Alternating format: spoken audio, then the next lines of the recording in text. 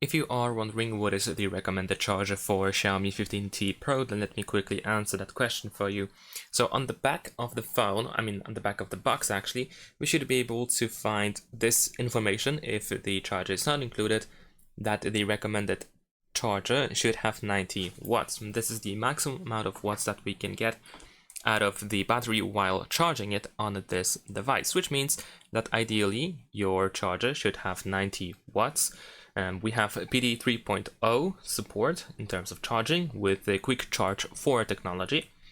So if you happen to get the original Xiaomi charger that has 90 watts, then this will be perfect for you. Of course, you can get a stronger one, like a charger that has 100 watts or maybe even more, but it will be pointless if you want to compare it to a 90 watts charger, because the phone can only charge using 90 watts at most at a specific time. So 90 watts Xiaomi charger will be perfect.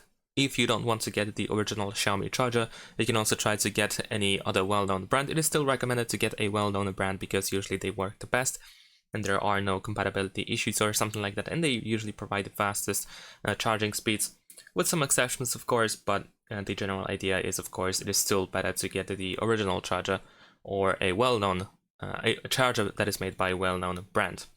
And that is pretty much it. Oh, and inside the box we get the USB-A to USB-C cable, so if you want to use the original cable, then you are, well, it is better to just get a charger that is USB-A, that has USB-A port.